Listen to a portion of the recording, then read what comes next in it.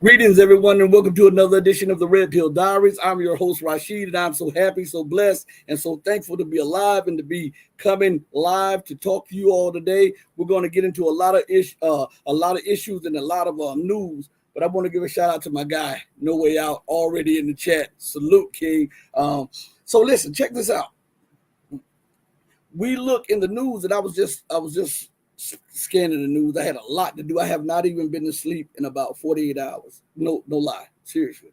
And I was checking something, and I noticed that the Western warmongers, right, specifically and especially the United States and the UK, continue to try to cower, subjugate, and subdue the Muslim nation of Pakistan.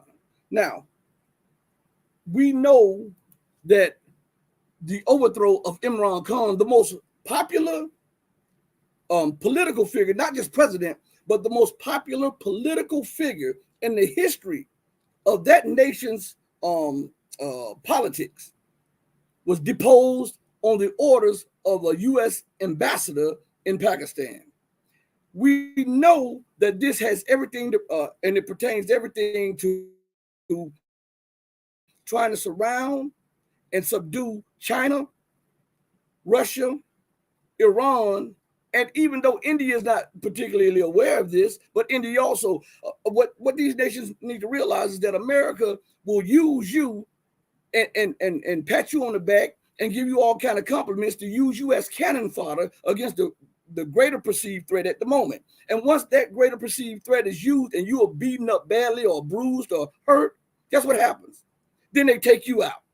They're trying to come up with a deal to try to make it seem like there's a stalemate in Ukraine so that they can offer. Now, listen, America, man, I'm telling you, sometimes I think about this and I just shake my head. You're losing on all fronts, not just Ukraine, not just America, not just the UK, but the entirety of NATO and the Western war machine.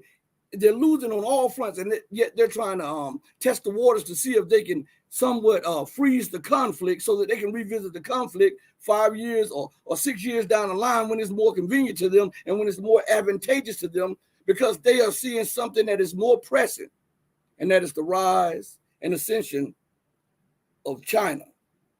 Listen, I don't care what you say. I don't care how you look at this. We have to be honest. Honesty is the best key, best policy, best medicine. The reason that they perceive China as the greatest threat, yes, it has to do with economics. Yes, it has to do with military. Yes, it has to do with political.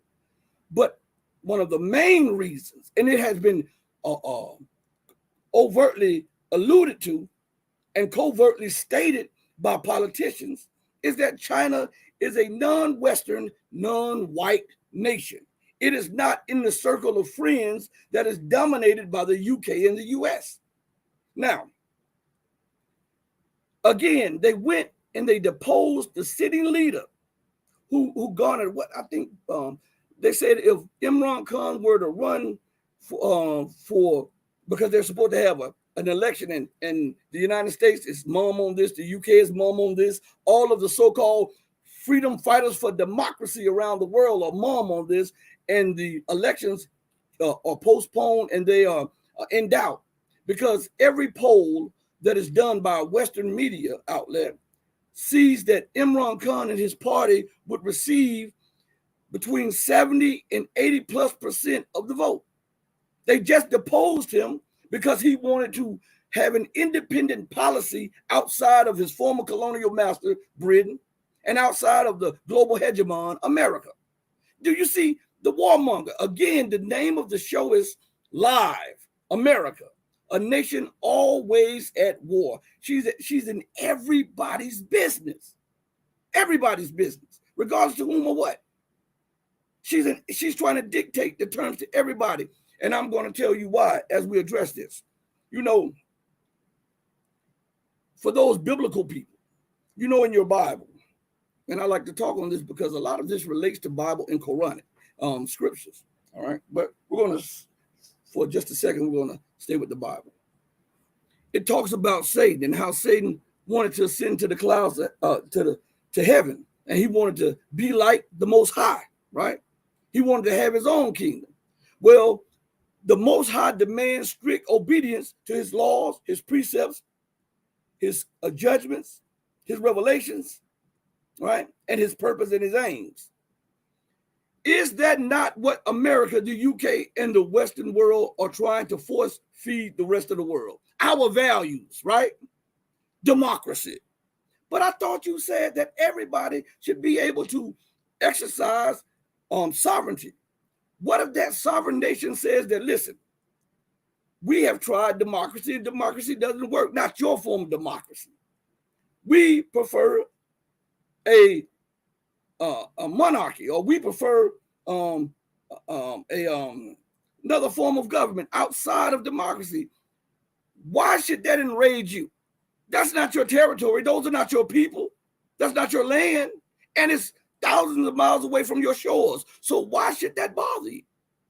That is tantamount to the man who lives in a house and goes in the next city and tries to demand that everybody in the next city lives exactly like that person lives, even though they are starting war and fights all down the street in their own city, in their own neighborhood. Right? You understand? So Imran Khan, after being deposed and being arrested on multiple occasions, and being and an assassination attempt was put on his life. There's an article out says new arrest warrant issued for ex-Pakistani prime minister, according to the media. It says the former prime minister was accused of making contemptuous comments about state officials. Contemptuous, listen to me good, because he stated facts. How is that contemptuous? Now, why isn't it contemptuous for those public figures, those state officials who committed corruption, who committed crimes, who sold out their nation in this sovereignty? Why isn't that contemptuous? But Imran Khan pointed it out and naming all the culprits. Why is that contemptuous? Again, I'm the king of analogies. So if a person is raped and they point out the rapist, is that contemptuous? Because the victim pointed out the assailant. But the assailant is absolved of all wrongdoing. And to point out the assailant, you become enemy number one. Man, if you don't get out of here with that foolishness, like I often say, there's no longer a question in it, because my mom straightened me when I said it one time. I said, I might have been born at night, just not last night. She said, you were born at night. So I was born at night, just not last night. Okay?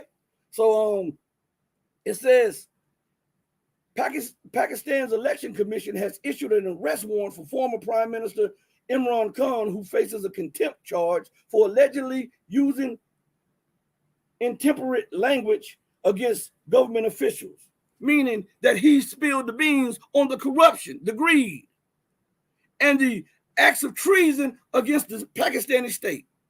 Why? Because remember, listen, when America and Great Britain leaves the nation, they don't completely leave. They set up a hierarchy. And these nations' hierarchy still sometimes have to answer to the former colonial powers. If you think I'm lying, let us look at Australia. Let us look at Canada. Let us look at the so-called Commonwealth nations, which Pakistan is a member of the Commonwealth. Those nations pledge to what? To be a part of the former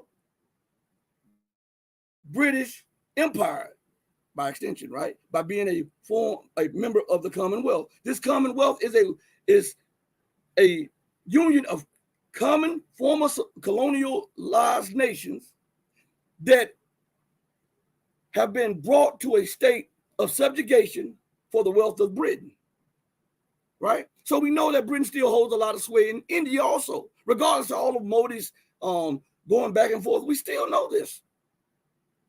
Look at Jamaica. Even as Jamaica moves away from the British crown, they still have the Queen on their currency.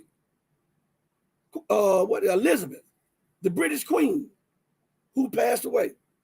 Look at these nations around the world. Australia still has her picture on their currency. Look at Canada, still has her picture, and they swear their allegiance to the monarchy, to the crown. Okay?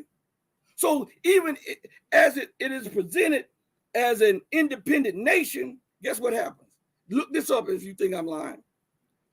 The British monarchy has a person in each government that has the prerogative to overthrow the government or to sit down the prime minister or the elected official or the elected government of those nations. How in the hell can that be independence? How can that be sovereign? When a nation the size of Alabama and Mississippi is exerting, unbelievable power on nations around the globe. This is what I keep telling you guys. When we say America, we're talking about Britain too. When we say Britain, we say America. These are the two daughters of Babylon. Right? So let's go a little further. We're going to, and see, all this is tied into, and I see you in the chat. Let me go to the chat real quick. And let me just, all right. We'll put some of your comments up in just a minute. Shout out to everybody who joined us in the chat. Shout out. Let me go back to this article for a minute, and let me read a little bit more. It says the electoral authority handed down a non-bailable arrest warrant. Now, I want you to understand, a non-bailable, meaning that he would be put in jail and would not be able to be bailed out. Now, they put him in jail before, and the Supreme Court overruled that, and now they're coming back again with another one. But this time they're saying a non-bailable, meaning that you can't offer bond for this guy, right? Arrest on Monday, as if he's going to flee the nation, that he's trying to stop from being broken up and recolonized, as if he's going to leave the nation. So they're going to put him on he hadn't killed anybody, right? He's not out there slaughtering people. He's talking about the sovereignty of his nation, the integrity of his people, the independence of his government's policies. And he's calling out the corrupt, the inept, and those who have sold his nation's sovereignty for profit.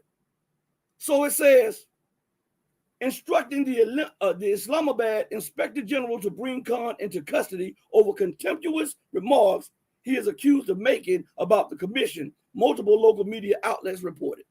The former prime minister is expected to appear before officials on Tuesday. Now, let's stop right there. A non-bailable arrest from the former prime minister of the nation. They have issues. Man, I'm telling you. See, this shows you the empire lashing out. Any and everybody that they see as a threat, they use whatever levels of power that they have in these nations to try to force feed their politics and their perspective on everybody. They do this in everything, hence sanctions and threatening nations against sanctions, for sanctioning. Oh, you have to sanction Russia. The UK has issued sanctions. The US has issued sanctions. Oh, the European Union has issued sanctions. Okay. Well, then you sanction them. You got beef with them. I want you to think about the lunacy of that. Okay. Let's use an example. Okay. No Way Out, for example. Let me go to the chat real quick. No Way Out is here. And No Way Out and Michael X is in the chat. And say Michael X and No Way Out has a falling out.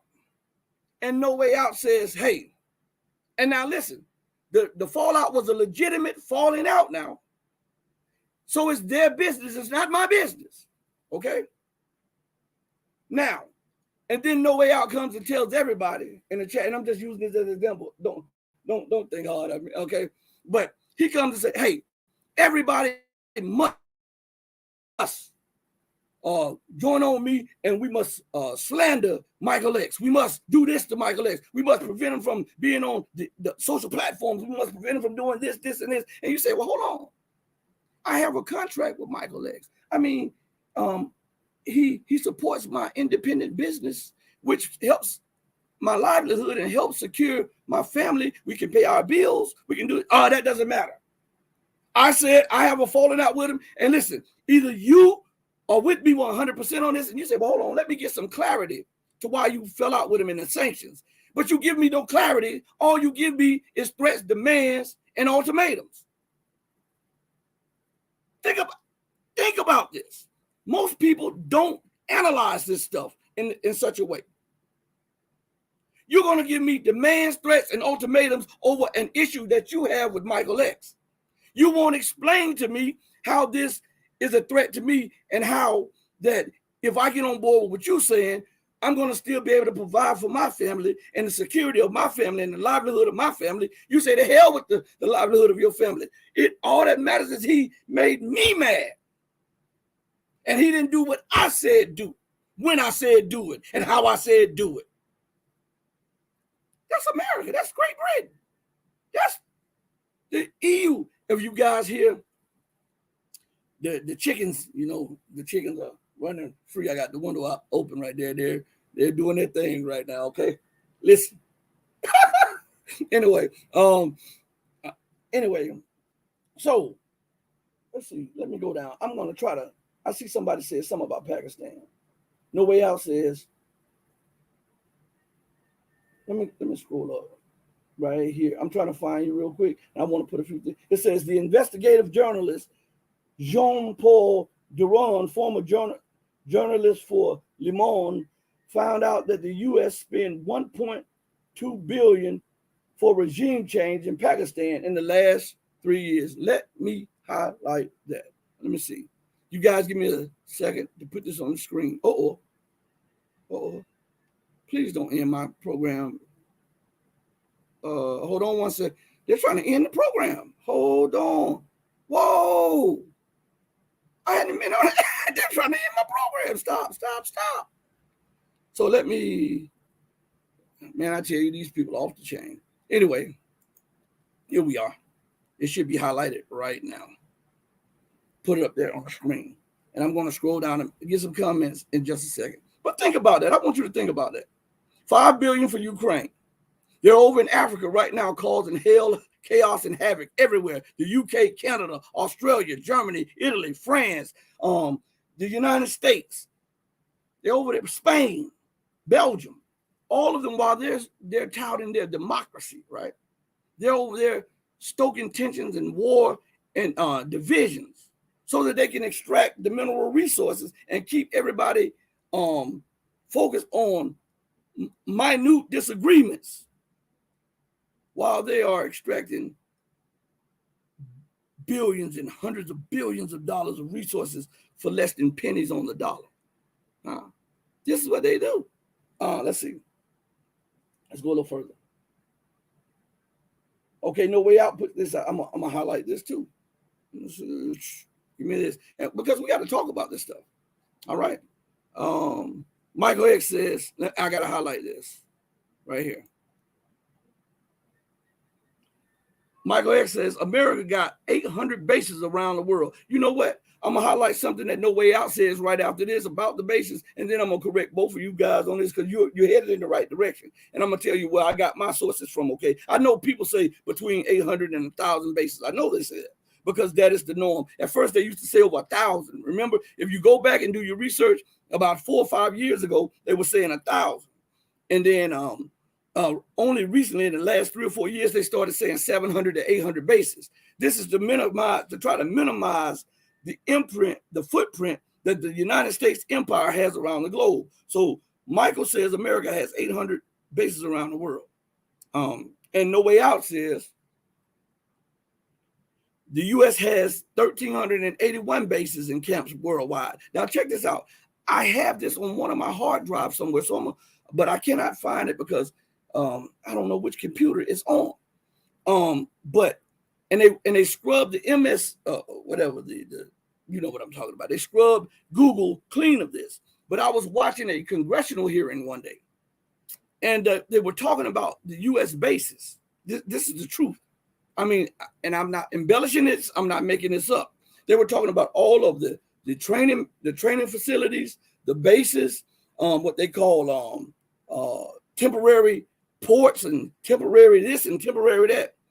And when they were talking to the Congress, they gave a over 5,000 facilities. Listen to me good. They didn't say bases. Listen to what they said. Over 5,000 facilities globally. Over 5,000. So while most people are saying 700 and others are saying 8, and even some are going back and referring to what we knew they were saying, over 1,000 bases. In a congressional hearing, and it'll come to me, when I'm thinking about it, it'll come to me. They talked about over 500 facilities and centers, over 5,000 facilities and centers around the globe. 5,000 or more. That is crazy, right? Why are they there? Americans say they're there to protect the freedom and to protect their interests, right? Well, what about the interests of the nations that the bases are in? What about the freedom of the people where the bases reside?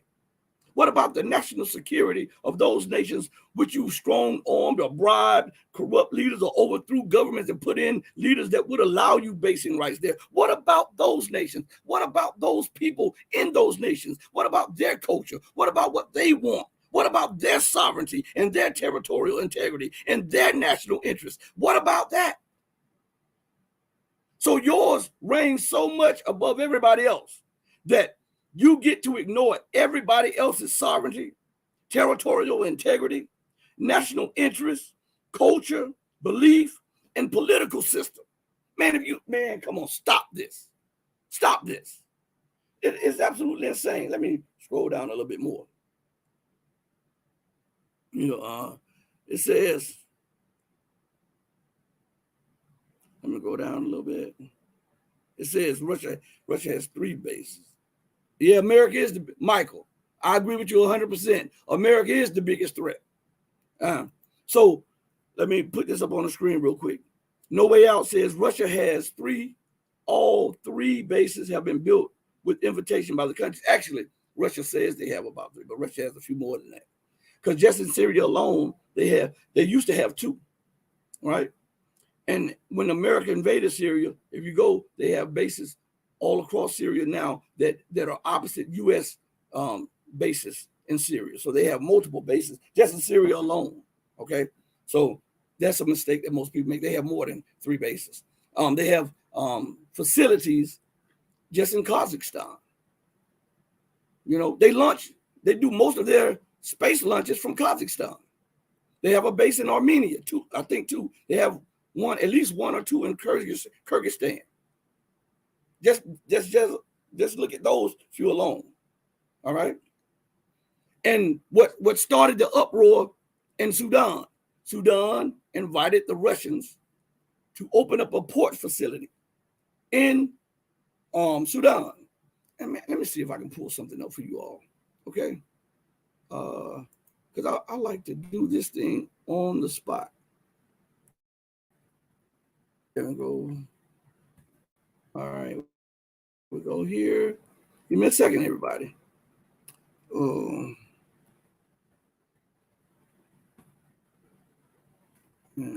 It's neighbor. Okay. Right. I'm gonna pull up something for you guys. Okay. It's very important. See, I do this right on the spot. So you'll know everything is real. All right. Let's see. Go here. I'm trying to pull up a map for you all, a good map, so you can see what I'm talking about. All right. Boom, right here. This is what I need. This is the map right here. I need this one. Maybe this will do. Yeah, I think this will do right here. It should do. Now let me go. Hold on, everybody. Let me put up something for you all. I want you to see the strategic essence of the war in Sudan. And by the way, let us not forget, as they're talking about the SDF forces and the Sudanese military fighting each other, remember that we reported on it. We were one of the first outlets to report on that French soldiers, French, F-R-E-N-C-H, French soldiers special forces were arrested by Chad forces at the Chad border with the SDF forces. They were embedded with the Sudanese Defense Force soldiers. They were arrested. The news outlets don't pick that up, right? So we know that the West has a big hand in this, but I want to bring something to mind. Let's see.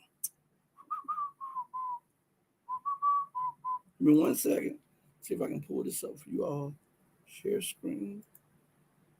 Because we have to look at this. A lot of times if you don't see the picture, sometimes it'll escape you. All right. But we're going to go to this picture here. Sure. All right. All right. It should all pop up in just a second. All right.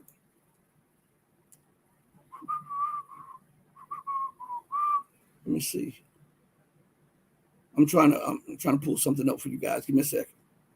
I'm having problems because I keep getting something that's saying that my show is like ending broadcast, and I keep having to click on it so it'll go away. I don't know why they're doing this. Now I want you to look, let's see, this way and look to the far end over there. Okay, maybe I can make it bigger for you guys because this is very, very, very, very, very, very important.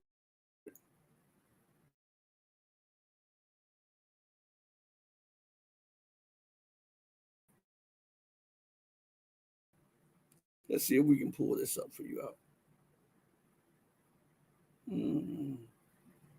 Maybe the map. Let's see if we can pull it up. Because it says the map was supposed to be here.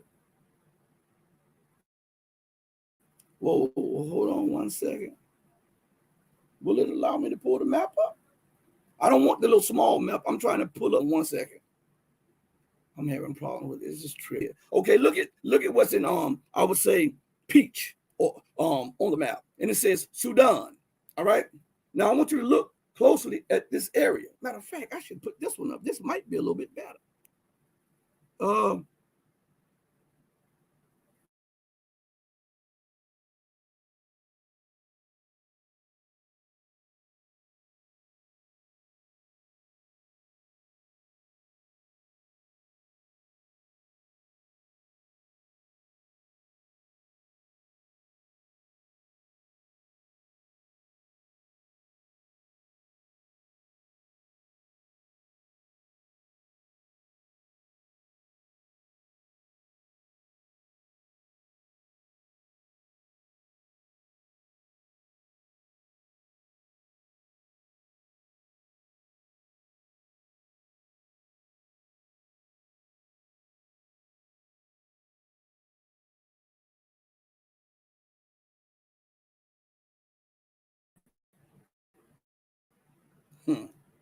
Man, I tell you what, they are tripping. They are absolutely tripping. I guess I'm offending some people, huh? I didn't even know they disconnected me. All I kept seeing, if they kept saying broadcast is about to end, broadcast is about to end, and I keep trying to click to make sure it doesn't end. This is what they do to me. Now, I want you to understand, they barely do this to the people that have hundreds of thousands of subscribers. So why would they do that to me? Evidently, I'm telling you something. I'm showing you something that they don't want you to hear and see. So again, let's go back. Let me try to bring this back up on the screen. Man, these people are crazy. All right. Let's see. Give me 1 second. Let me share the screen. All right. I'm trying to find the map again. Okay, maybe it'll do that. All right, we got a new map up here. These people are tripping. I guess they don't want this shown, but I'm gonna show it anyhow. And look at the lag time behind me pulling up the map. This is not me. It's saying I have excellent connection. What is this saying right here? What in the world? Anyway, now YouTube is doing it. StreamYard was doing it. Now YouTube is doing it. StreamYard is over here. Anyway, I want you to look at this map to the far end over here. Okay. And in this map, you see Sudan and you see the surrounding nations. Above Sudan you see Egypt, right? And then you see part of Jordan to Egypt's right. Then that big area where it has a globe there, that's Arabia. Underneath that globe, that's Yemen. When you go here, up under Sudan, you have Djibouti. China has a military facility about 5 miles away from the U.S., French, and UK military facilities in Djibouti. Down below it, you have Ethiopia. Right up under Ethiopia, you have Kenya. And over to your right, you have Somalia. What's significant about all of these areas right here? The United States is occupying Jordan. The United States is destabilizing Egypt. The United States is occupying and trying to destabilize Arabia. The United States, the UK, and Israel are occupying islands in the Gulf of Aden that belong to Yemen. They are occupying the resource-rich areas of Yemen down here. Now, if you look to Djibouti, there's a plethora of military bases from east and west, right? In Djibouti. Ethiopia has suffered from America trying to destabilize and balkanize and break up Ethiopia. And we see that America has an illegal drone base in Somalia. And then if you look at Kenya, the Kenyans were protesting America interfering in their domestic affairs just a few days ago. Now, what is significant about that? Look at the waterway. Look at that waterway right there, that blue stuff right there. That blue stuff right there. You'll see the Gulf of Aden, you see the Red Sea, and then it goes upwards towards the Mediterranean. If you go this way, you'll have the Persian Gulf and you'll have the Indian Ocean and all of the Arabian Sea and all of that this way, okay? This is where a lot of trade and a lot of hydrocarbons are transited. America, Great Britain, and Israel want military bases in every area of that region so that they can threaten nations to accept the dollar and they accept Western hegemony, or else they will hold them through the barrel of a gun. That's why they have it like this. So they're destabilizing that area right there. And look what is happening in Sudan just the other day. Remember on one of these shows, what was it? Just a week or two ago, and I was telling you about how they had plans to take Darfur, and it didn't pan out for them, right? Remember I was telling you all that Darfur is a resource-rich part of Sudan. Do you know that now fighting is in Darfur between the Western-backed SDF forces and the Sudanese military? Why? I told you guys to watch out for that because I saw what was going. I saw the plan. I know what they're trying to do. This is all about dollar hegemony. And remember, everywhere America goes, Great Britain or the UK has to go because their life depends on it. That's why you hear whispers. You don't hear loud shouts about territorial integrity and sovereignty and the loss of life and the violation of human rights and crimes against humanity when it comes to Africa and the Middle East. But all you've been hearing in Ukraine is that, because that region of the world does not look like Ukraine. That is not in Europe. So you are less than them. Mr. Borrell told you that he was concerned about the garden. Not concerned about, he said he was telling a group of young diplomats that we got to protect the garden and keep them out of the garden. We want to do trade and get their resources, but we want to keep them out of the garden. But how can your garden flourish when you're getting water from the jungle? How can your garden flourish when you're getting food from the jungle? How can your garden continue to flourish when all of your resources come from the jungle and you alienating those who control the jungle? Instead of befriending them on an equal playing field, on an equal basis, you belittle them, dehumanize them, and then justify your pillaging of these regions and ignore the suffering of the masses of the people in these regions. And then when these people who are suffering by the hands of your policies, your politics, and your militaries flood up into Europe, you start screaming about an influx of migrants who don't want to assimilate. All you had to do was leave them alone. You destroyed the infrastructure. You destroyed the viable institutions of governments in those nations. You bombed Libya into the Stone Age. Remember, prior to NATO's bombing of Libya, Libya was the most wealthy and the most successful nation on the Mediterranean. Now, I continue to point to this. European nations reside on the Mediterranean. But according to the UN, Libya was the most prosperous nation on the Mediterranean Sea. And the Garden could not take that because Libya was a non-European, non-white nation that was flourishing by using its own brain power and its own resources to not only enrich Libya, but to help raise Africa out of a condition or a state of colonialism.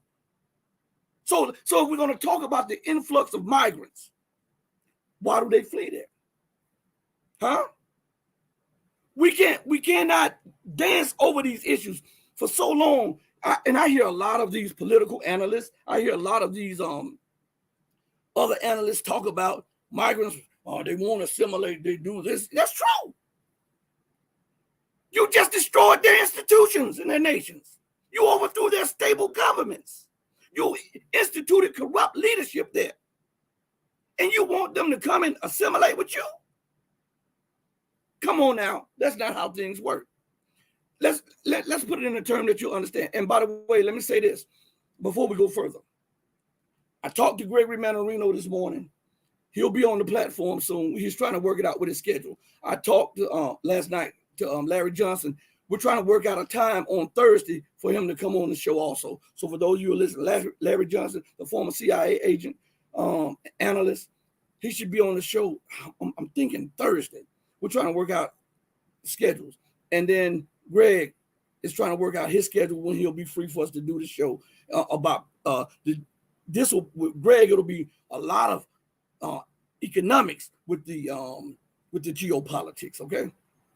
But again, let us just look at things the way they are. Let me remove this map off the screen for a minute so I can talk to you all.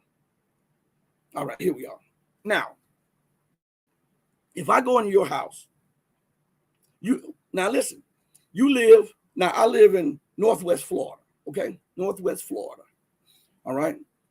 I think, I'm trying to think of a major city. I live about 2.5, 3 hours from Tallahassee, the state capital of Florida, okay? Now, I want you to, for a minute, remove all your prejudices, okay? Just forget it's me talking to you. And let us use common sense. Let us reason together, okay? Now, let us pose these questions. You live in Tallahassee, and I live in Northwest Florida, okay? And I'm constantly telling you in Tallahassee how to run your city.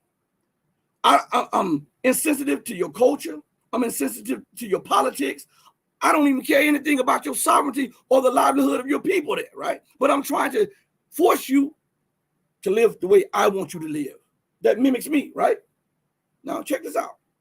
Then I'm demanding that you do trade with me with my currency. I get some paper, I put it through the Xerox machine, and I tell you, because we find out that you have a lot of resources.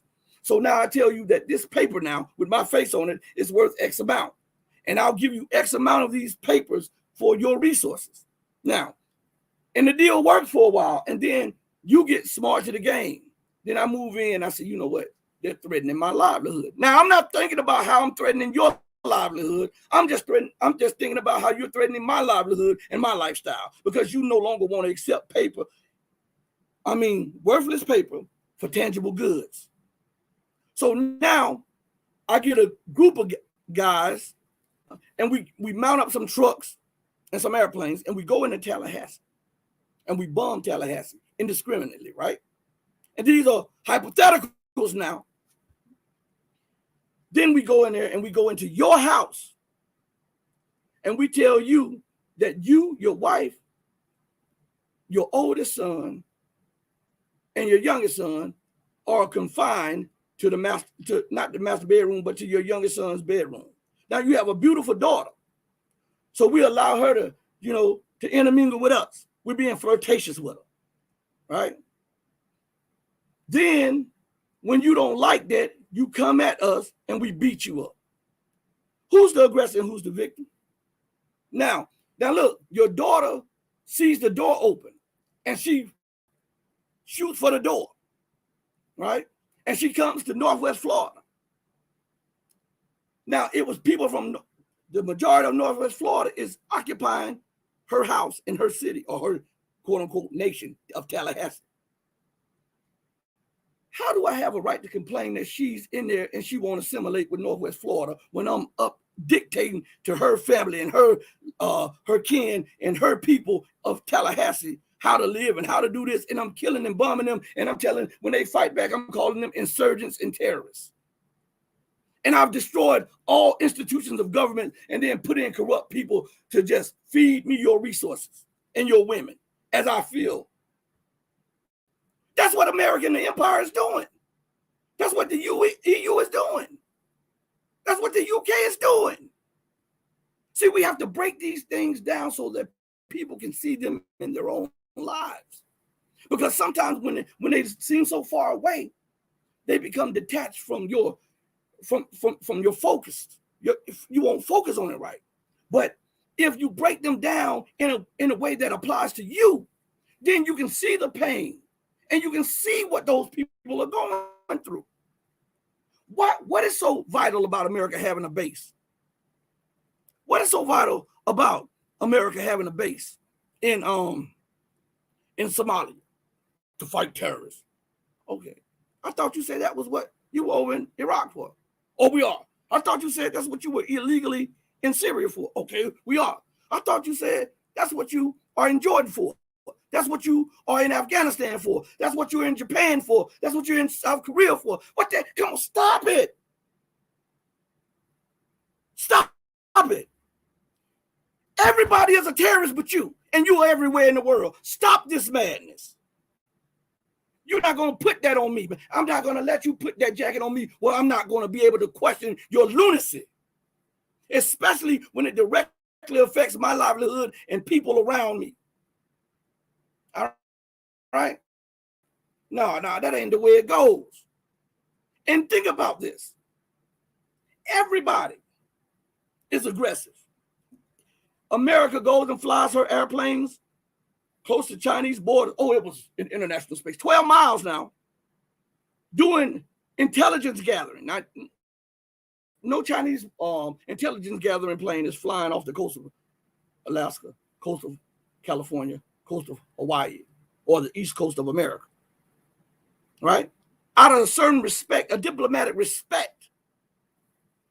No intelligence gathering planes are flying out of the Russian Federation to the east coast of the United States. And when China sends up a plane and warns the intelligence gathering plane away, America says that it's aggressive. And the news reports it as being aggressive. China has been belligerent and aggressive. Russia is belligerent and aggressive. And one says, well, where did this incident take place? Oh, it took place in the South China Sea. Oh, so it didn't take place off the coast of California. It didn't take place off the coast, the east coast of America. It didn't take place in the Gulf of Mexico. It took place where? In the South China Sea. So China is aggressive, defending its security on its border. But you are benevolent, and you are what? Have no malicious intent by flying intelligence gathering planes off the coast of China. Man, get out of here with this foolishness.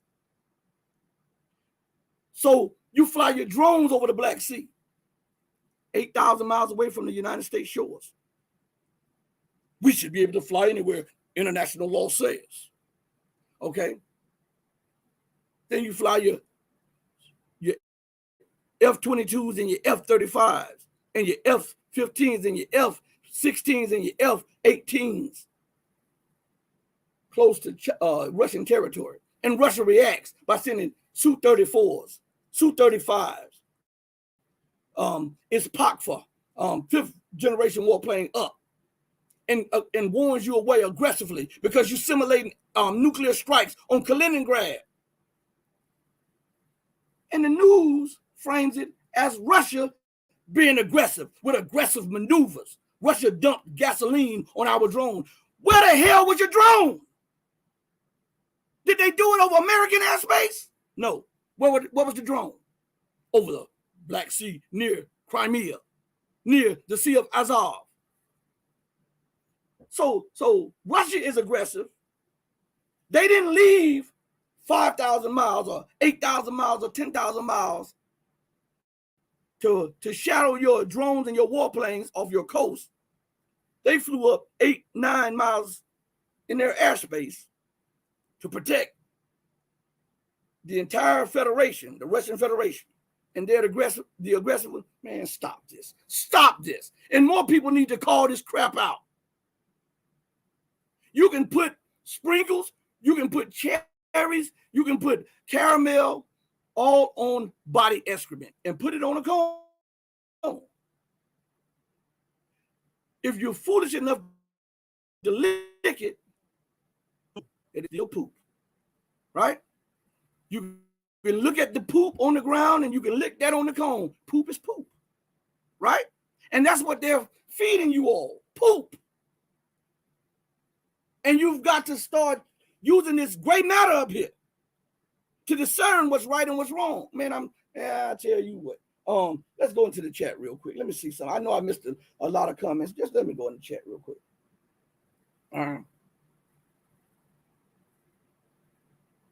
Oh, No Way Out says he referred to the Congress hearing and the statement of the U.S. Defense Department. Okay, let me highlight that. Okay, so, okay, we're both right at this. So let me go here.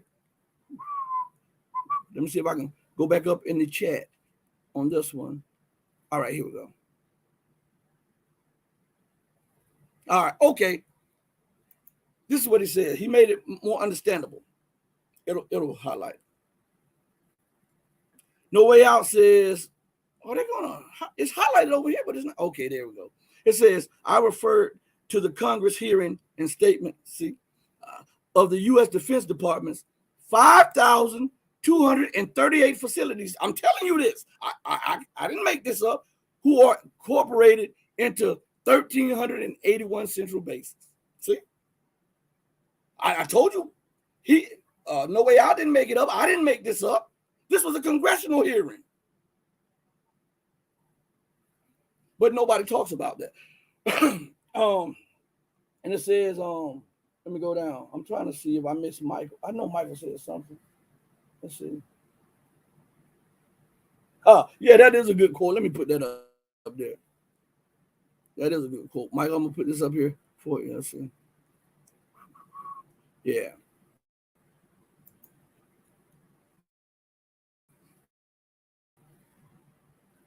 Here we go. The legendary rapper and poet, Tupac would say, for wars but can't feed the poor.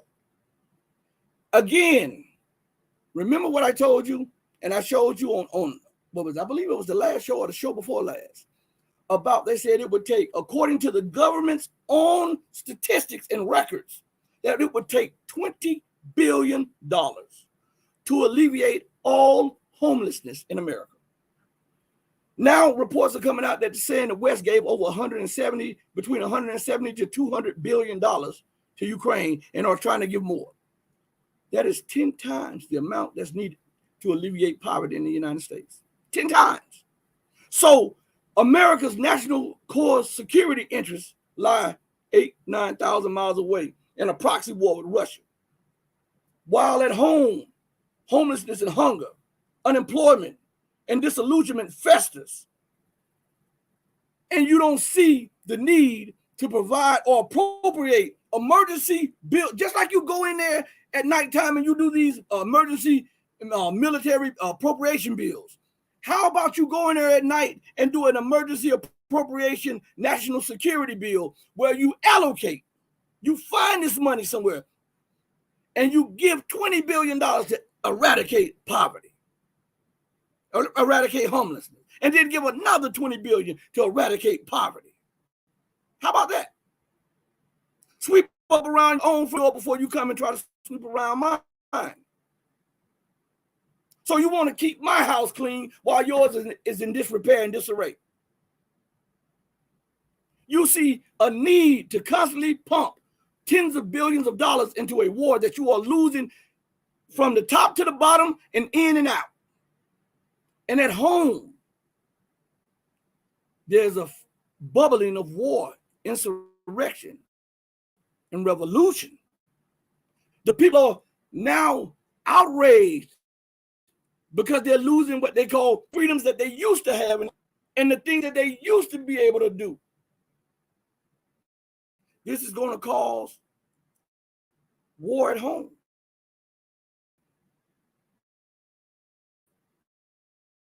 And let me tell you, one of the main reasons America does not. Okay, so this is not talked about. Man, they gotta stop this. Would y'all stop messing with my? I got excellent connection. Let me see if I can take a picture here and show you guys. All right, let me see if I can take a picture here to show you. Let's see.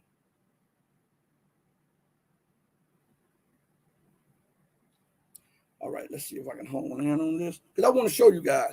So you'll see they are messing with this, not me. Let's see if I can turn it this way and make it wider. All right, yeah. Now I want you to look. Look what it says there. See that? Excellent internet. Excellent. So I want you to understand that's not me. That's not my computers. That's them. All right. But again, you got $200 billion. And think about this. America is now, while going to China, and I want to bring up something because this connects with the subject matter. Live, America, a nation always at war. Let me bring up something real quick. Let me go over here real quick because there's something that I did want to say to you all. Now, and there's something very important to this, okay? So let me bring this up. And I want to also say that Russia now is about to hold a conference with all the African nations. And Russia did say that they are about to open embassies in every African nation on the continent. They said that they are thinking about, and they're in talks now with South Africa to open up. Let me see something. Where is it? I got it saved. And they're in talks with South Africa now to build a receiving satellite data station so that they can monitor space in South Africa. Matter of fact, let me try to pull it up real quick for you. I'm trying to give you all this, and then you'll see why there's turmoil all over this area, okay? All of it goes back to what Lavrov said. Sergei Lavrov, the foreign minister of the Russian Federation. He says Africa is the key to a new world order.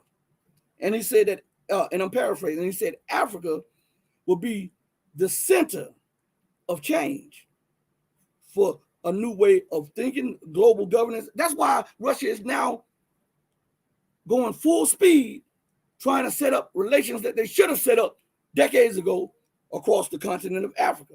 Listen what this article comes out. It says Russia may build station for receiving satellite data in South Africa. It says Russia may build a new station for receiving information from Earth remote sensing satellites in South Africa or modernize existing ones. South Africa already has some, so Russia's talking about modernizing some, which will contribute to the development of common BRICS infrastructure. Yuri Borisov, the head of Russia's state space corporation, Roscosmos, I'm sorry if I'm butchering that, said on Monday. It says Russian companies could deliver a full set of receiving and data storage equipment to receive, process, and store the data from Earth remote sensing satellites, the official said. Now, America does not like this, and that's why Britain, France, the UK, the US, and all of these former colonial nations are saying that Russia and China are trying to colonize Africa. Isn't that amazing? The ones who pillaged, robbed, committed the most atrocious crimes in the history of man on that continent are talking about somebody else. Think about that. It's absolutely astonishing. This is what I'm saying. The rapists and the rapers are not equal. the raper and the one who has been raped. I mean, it's not a legitimate right for justice. And one has a legitimate right to be judged. A little further. Let me go back to something real quick on here. So this goes hand in hand with Russia moving towards Africa. As a matter of fact, let me pull it up. So Africa now is in the process. They have their own. Listen to me good. Most people don't know this, but if you listen to this show, you do. Africa has its own currency processing system like SWIFT, and it is in full effect. It went into effect last year, at the end of last year, and now they're getting ready to meet on integrating it with the Chinese system and the Russian system, and eventually the Latin American system. Man, do you understand what this means? China is 1.48, 1.49, we just say 1.5 billion. India, 1.48, 1.5 billion. That's 3 billion. The continent of Africa is, even though they suppressed the numbers, I found out the true numbers a couple of weeks ago from a Western assessment and from a Eastern assessment of this. Africa has between 1.3 and 1.7 billion people, and all of the assessments comes to around about 1.5, 1.6. Okay, so now we have 4.5. Just put it there. 1.5, 1.5. That's 3. 1.5. That's 4.5 billion people. Just Africa, India, and China. Now, when you incorporate the rest of the BRICS nations, the Shanghai Cooperation Organization, and the BRICS Plus nation, and the Latin American Economic Union. Do you understand that is a tectonic shift politically, geopolitically, and economically, and also culturally? This is why you see them trying to fight like hell.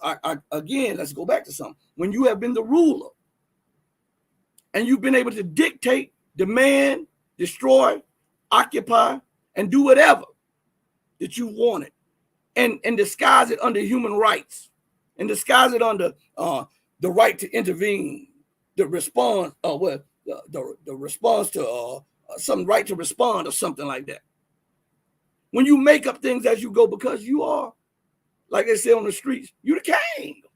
You're the king, right? Right? And when others are rising up to challenge your throne and your kingdom and everything that you benefited from, you start lashing out. That's what Trump did. Oh, China has unfair practices. What does Biden say? Oh, China has unfair practices. We will outcompete China. We will do this and we will do that. What is more unfair than you having a world reserve currency where you can manipulate interest rates, where you can export inflation, where you can print an infinitum to fund your deficit spending? What is more unfair than that? Huh? So now that a person gets a leg up and now they are challenging you economically, they become aggressive, dictators, tyrants. And this is one of my favorite ones that they use. The regime of Xi Jinping, the Putin's regime, Assad and his regime. And then listen to what they do. Man, I'm telling you, these people are sociopaths. They're psychotic. To justify their insanity, they'll disassociate you mentally with the legitimate government of those nations. They'll disassociate you mentally with the legitimate military of those nations. And then they'll say Putin's forces, Assad's forces, Xi Jinping's forces. But when it comes to America, it ain't Biden forces. It's not Tony Blair's forces or what's the new the British Indian guy who's the prime minister. It's not his forces. Those are British forces. Those are French forces. Those are U.S. forces, right? Those are German forces. When it's the Western world, they're associated with the nation. When it's the Eastern and the Southern world, they disassociated to delegitimize the government, the leaders, and the militaries so that they can wage wars of aggression against those nations. Man, it is absolutely insane, right? It's insane.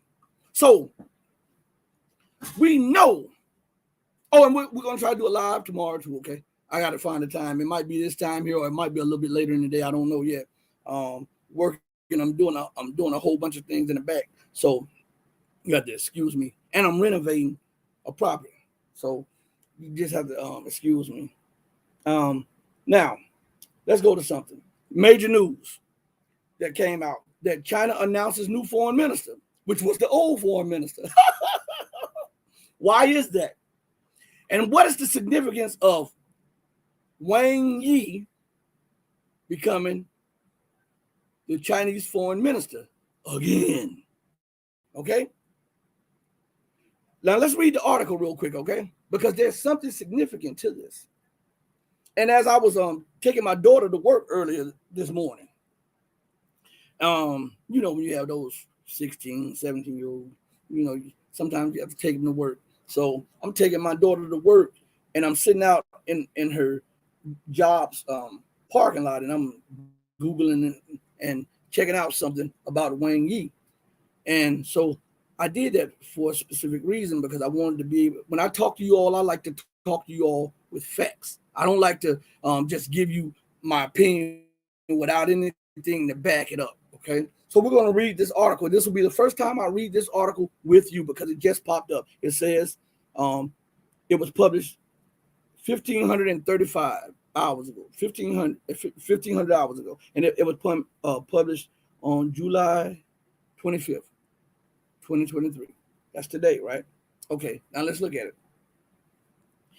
China announces new foreign minister. Wang Yi has returned to replace Qin Gang, who spent just 7 months in office. China has announced the replacement of Foreign Minister Qin Gang with his predecessor, Wang Yi, who previously served in the role for almost a decade. And remember all the times I told y'all about Wang Yi and how Wang Yi was forceful and how he knew how to handle the West, and you couldn't just say anything to him and he would let it go. You know how the other Chinese diplomats bow their head and no, not Wang Yi. Wang Yi will call you out on what you do. All right, you say something negative or you tell a lie, he'll correct you right there. And that's the way it should be. That's how men should conduct themselves. But anyway, it goes and says, the decision was confirmed on Tuesday during a meeting of the National People's Congress Standing Committee. As well as replacing Qin, the committee appointed the new governor of the People's Bank of China. The gathering appeared to have been expedited as the body typically convenes at the very end of the month. Neither the committee nor the Chinese Foreign Ministry provided any explanation for the reshuffle.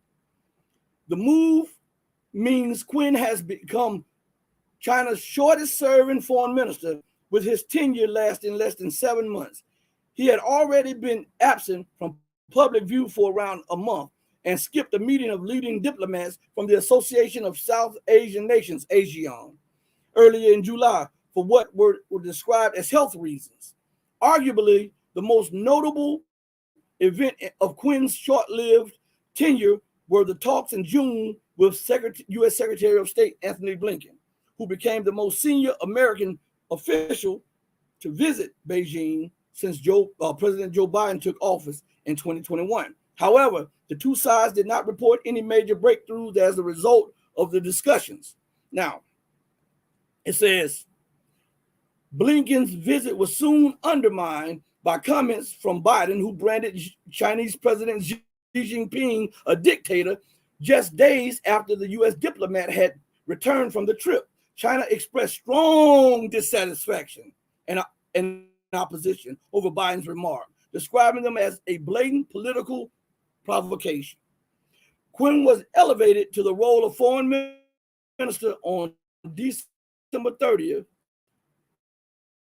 that's my birthday, and 22, having served as China's ambassador He replaced veteran diplomat Wang, who had led China's foreign ministry since 2013.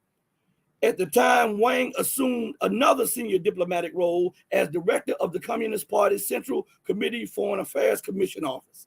Thus far, it remains unclear if Wang will retain that post alongside his position as foreign minister. Why is this significant? Let me see if I can pull this up real quick for you all, because I like to have receipts on hand as I'm talking to you all. Okay. Let's go. I just had it. That's the video. I can't play the video at the moment, but I know I got the article. All right, I think that's it right there. I want you to understand something, because most people forget this. When the United States was doing all this grandstanding, as Biden took office, and there was a meeting a few years ago. Oh, what year was it? 2021, right? There was a meeting between the Chinese and the U.S. in Alaska. It took place in Alaska. And it was China telling the United States about encroaching upon its sovereign territories and its territorial waters, and how it continues to ignore international law for the sake of what it deemed as a rules-based international law, which has no founding in international law. And at this meeting, Wang was a junior partner to another person who was in his position at the time, right? And Blinken and his crew of what is the national security advisor name? What is that guy name? He's so insignificant I can't even remember his name. It's on the tip of my tongue what this guy name is. Anyway, the U.S. National Security Advisor, right, had met with his counterpart, and Anthony Blinken met with his Chinese counterpart, and they were saying things that were like very provocative to the Chinese. And for the first time in public, the Chinese corrected them and stood toe-to-toe with them in Alaska. Listen to me good. This is very important, because Wang Yi was that man with a senior diplomat that took to task the U.S. Secretary of State and the U.S. National Security Advisor in Alaska. And here's something significant. While that meeting was going on and while that meeting was testy, the Chinese did something that was unprecedented. They sent a naval armada close to the waters of Alaska. That was something unprecedented.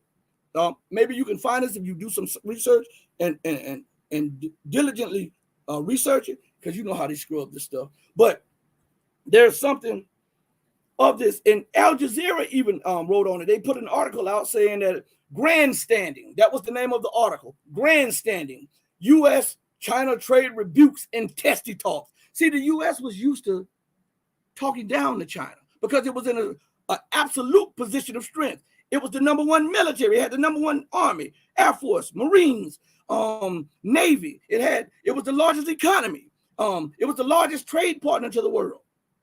But at that meeting, times had changed. China had become the largest economy by purchasing power parity. China is the largest trading partner to most of the world. China is the largest manufacturer. China is the largest importer and exporter and has the 5 largest banks in the world. China has the largest amount of billionaires in the world. China, not the United States. China actually has the largest social platform in the world. TikTok. China had the largest phone company in the world at the time. And, you know, that's when they tried to take down Huawei. Okay. And that other phone company. See, anything that challenges Western dominance, U.S. dominance, it becomes a national security threat. And at the same time, while America was taking on these Chinese tech companies, they were saying it was outrageous that China did the same thing to them. But Wang Yi ignored him, and he went about his business. And for 15 minutes, the United States and China traded barbs in Alaska while there was a Chinese naval armada transitioning the waters or transiting the waters close to Alaska. Wang Yi was a part of that diplomatic crew. So, and every time America got out of line, it was Wang Yi and his superiors that put them back in line. So remember the outbreak of hostilities with Joe Biden, this dictator Xi Jinping, and then right after leaving China, Blinken says, we agree with him. He speaks for all of us. All right. And then after that, they send Janet Yellen over there to beg China to buy more treasuries, to beg China to purchase more U.S. debt. Man, I'm telling you, this is what the U.S. does. I'm going to provoke you on this hand. I'm going to stoke tensions on this hand. Then I'm going to put my hand on your back and tell you I'm your friend. It's insane. And China was fed up with it. So when we look at this, it says, depth of divide between two global giants publicly exposed as talks get underway in snowy Anchorage. See, I told you. It says the United States and China traded sharp rebukes of each other's policies on Thursday in the first high-level in-person talks since President Joe Biden took office, with the deep strain in the relations between the two global rivals on rare public display during the meeting's opening session in Alaska. Listen to what I'm telling you, man, America is so arrogant. Listen to what it says here. China's action threatens the rules-based order that maintains global stability. Do you know what they just said? That China's actions threatens American hegemony. Because before China became an economic threat to the United States, they used to say the international order, right? But when China became a threat to America's economic prowess and political prowess and now military prowess, it morphed from the international order to the rules-based international order. A rule based on colonialism, a rule-based order that is based on predatory actions. That you must be subjected to Western scrutiny, you must submit to Western demands, and everything will be okay for you. But if you rise up and challenge our position, you become a threat. And then they don't sit down and think, well, how the hell did you become the power? How did you become the number one economy? How did you become the number one military? Because you weren't born into it, so you had to grow into it. So how did you do it? By challenging somebody else's rule. By challenging somebody else's position. You took somebody else's position, and now you're screaming that a young lion is up ready to fight you for your position. Hypocrisy of the West. So it goes and says, China's actions threaten the rules-based order that maintains global stability. Now, I want to ask you all something, okay? Let's just for a minute lend credence to this statement. The statement of China's actions threaten the rules-based order that maintains global stability. Who are the maintainers of that? It's the United States, the UK, and the EU, or the North Atlantic Terrorist Organization, NATO, right? Okay, now, show me where stability reigns free in the world. I'll wait. Is there stability in Latin America? No, because America is trying to overthrow the governments there. Is there stability even in North America? No, because they're at odds with each other. What about Europe? Nope. What about Asia? Nope. Well, let's look at the Middle East. Nope. Well, let's look at Africa. Nope. Now, let's be mathematical about this, because that's what scientists do. They are precise. They are mathematicians. Scientists have to use math to back up their hypothesis, right? Now, when we're doing math, addition, subtraction, or we're doing division, right? Let's look at something. What is the common denominator of each region that is in chaos today? Let's just be real about this. What is the key and the common denominator of each region that is in chaos. America and the Western world trying to dictate terms and policies and culture and governance. They're right. They're doing it in Latin America. They're doing it in Africa. They're doing it in the Middle East. They're doing it in Asia. Why do you think this big brouhaha about China is blowing up? And they're even doing it in Europe. So this so-called rules-based order is a rules based on disorder. So long as I have you in a disorderly way, I can conduct business as usual. If I cause chaos and disagreement, I can step in as the arbitrator. Isn't that right? And if you accept my terms of agreement, then I rule both of you. Is that not right? That's what America and the West try to do. So this article goes further and says, the U.S. side will discuss our deep concerns with actions by China. Now watch this, including in Xinjiang. Now that's a Chinese province. What business is it of yours? Think about that. What business do you have trying to question China on China? Is China questioning you on you barely being 5% of the total population of the planet Earth, yet you have 25% of the prison population? And yet you go around the world talking about freedom and human rights when your laws are targeting specific races, groups, and ethnicities?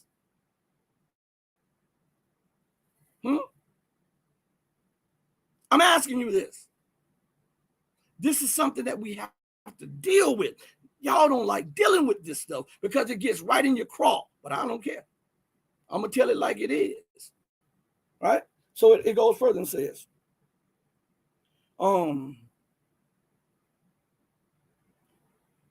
U.S. side will discuss our deep concerns with actions by China, including in Xinjiang, where China has Washington has accused Beijing of genocide against the Uyghur Muslims. Now that has been proven to be lies, outright lies. The Uyghur genocide has been proven to be a U.S. psyops operation. And yet they publicly push this lie. And then they want to meet with the Chinese and push it again. And then you want me to buy your treasuries to keep your budget afloat. Man, if you don't get out of here with this, I'll smack you. That's a level of disrespect that most people can't even fathom. So it goes further and says, Blinken told the Chinese Communist Party's top I think it should have been diplomatic official, but hey, it is. It's a Yang Jiechi, I think that's his name, and Foreign Minister Wang Yi. He added that there would be dialogue on Hong Kong, Taiwan, cyber attacks on the United States, economic coercion towards our allies.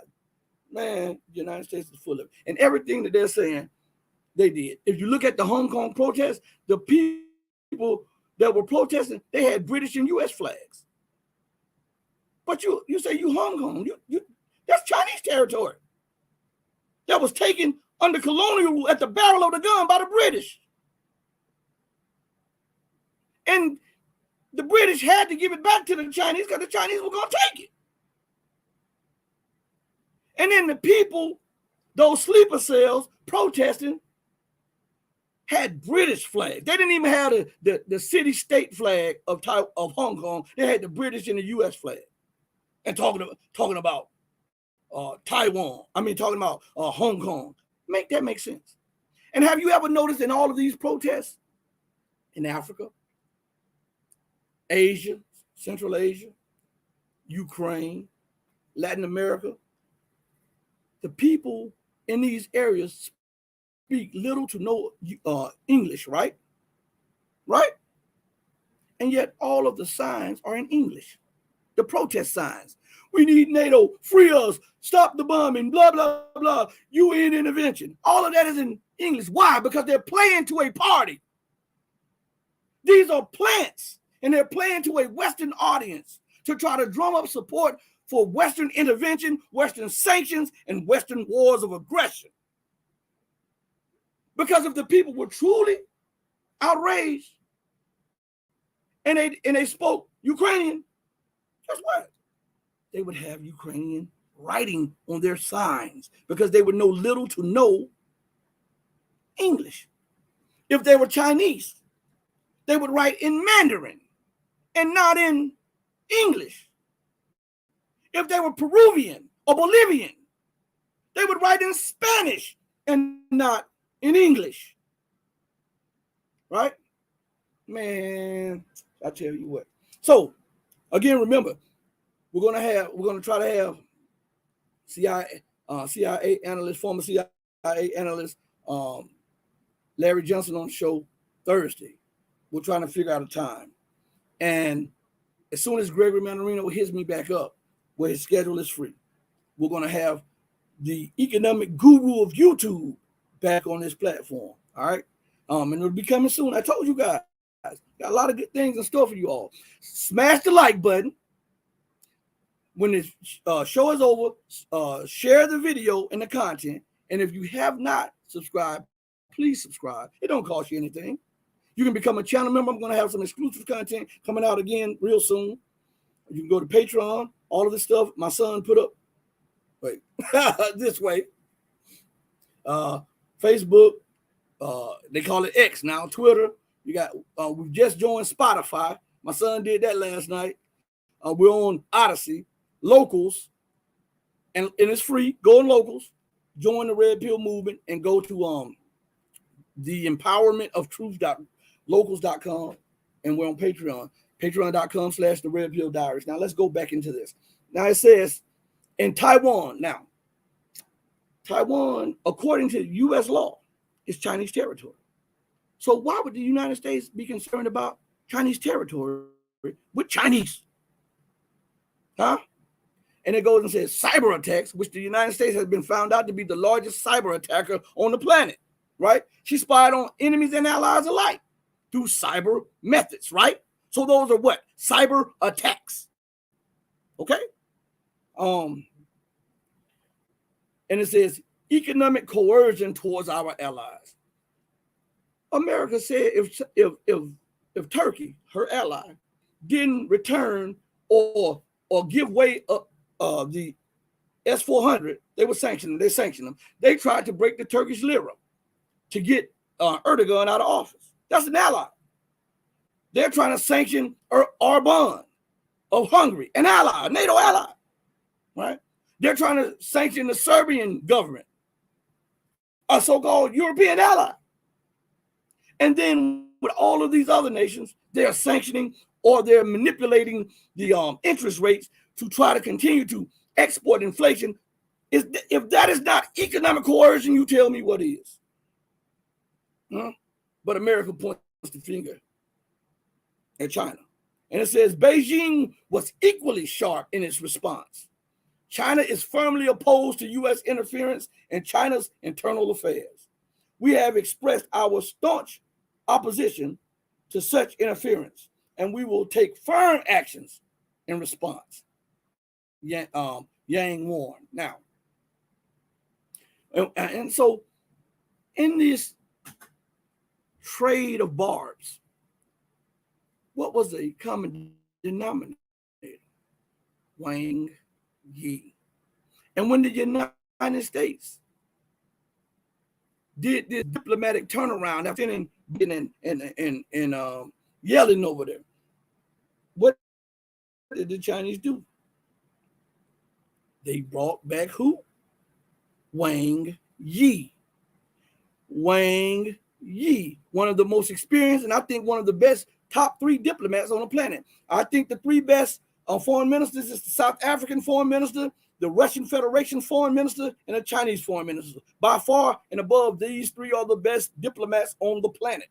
Yes. So let me go into the chat real quick while I'm talking to you all. Let's see. It says, okay, I'll highlight that right there. I like it. Let me see what No Way Out says here.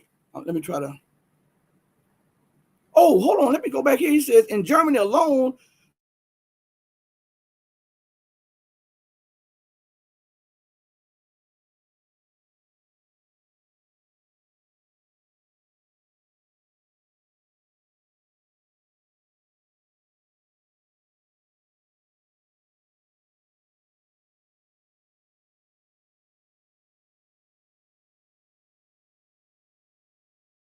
and 200.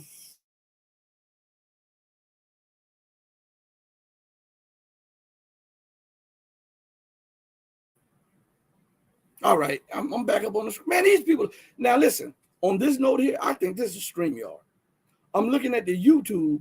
YouTube is not doing as much. I'm looking at the StreamYard. This is StreamYard at this moment. I could be wrong, but I think this is StreamYard doing this one. And I pay these people every month.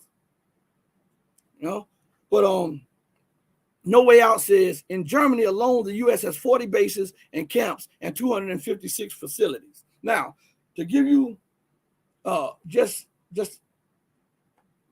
a clue of what that means, the United States have more bases, almost more bases, and more military facilities in Germany than they have in California. And those two, the nation of Germany and California, are roughly almost the same size. And it's something. You have more bases and facilities in Germany than you have in the state of California, which is a comparable size to Germany. Make that make sense? Huh? Now let's go a little further. This is the one I was trying to get to right here.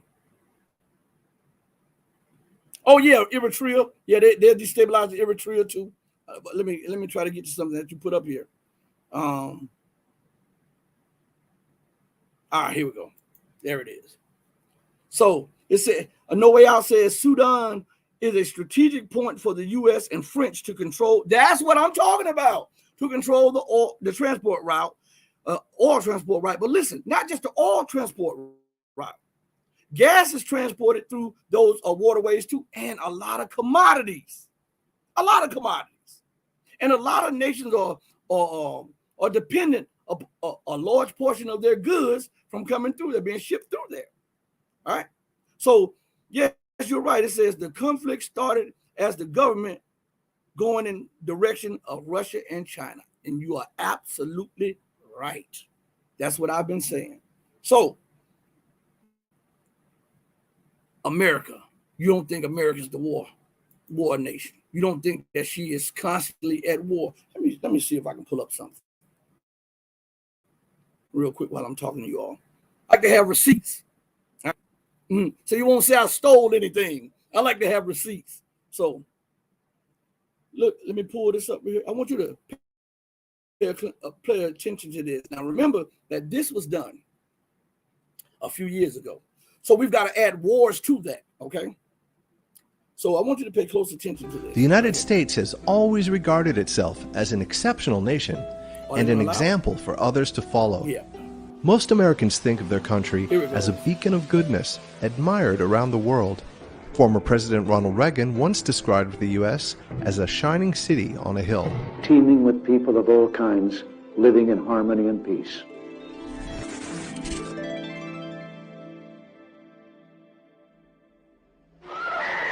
I have a dream that one day. But the truth is, most Americans won't see themselves the way others do. Where Americans see life, liberty, and the pursuit of happiness, others see a nation that has fought for unfair interests and unjustified values. Americans have forgotten or are unaware of the people who suffered in helping to build the U.S. into a global power, and they don't realize that their country has almost always been at war. At any given time, most Americans couldn't identify the countries where U.S. troops are fighting on a map, let alone explain why they are engaged in conflict. Since 1776, the U.S. has only been at peace for 17 years. American colonists took up arms against Britain to win independence. European settlers then wiped out North America's indigenous people in order to expand westward.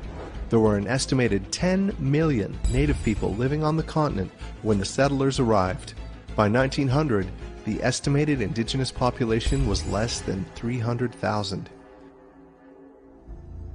In an almost unbroken stream of wars and fighting, the U.S. expanded from 13 colonies to 50 states. The U.S. has also annexed or conquered 5 territories. It has military bases in about 80 foreign countries and territories. Since 1776, the U.S. has been at peace for just 1 out of every 20 years. Why is the U.S. always fighting? Politicians over time have offered various justifications. The original colonists thought God had granted them a new promised land. The American Revolution was fueled by commercial interests. The violent westward expansion was driven by a sense of special purpose, dubbed manifest destiny.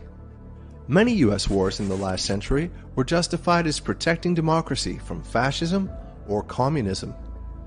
Sometimes the justification was politics and money, or politics, money, and religion. The justifications have changed over time, but if you look between the lines, the real reasons are always the same. From the beginning, the U.S. went to war for two things. First, to defend or expand its territory. Second, to do business without constraint, often shortened to freedom. War is good for business, and war is good business, especially for the U.S. of the past century. Look at the acrimony between the U.S., Australia, and France over a submarine deal.